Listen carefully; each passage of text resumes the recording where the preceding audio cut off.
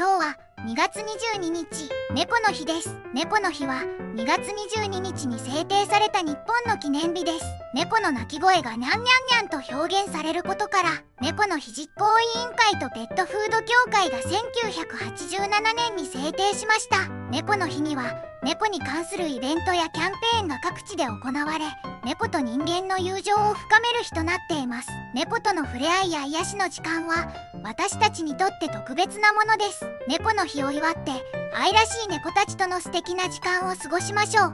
猫との絆は心を豊かにしてくれることでしょう。猫の日には一緒に楽しい思い出を作りましょう。猫にとって人生はいつも日曜日だ。アーネスト・ヘミングウェイ。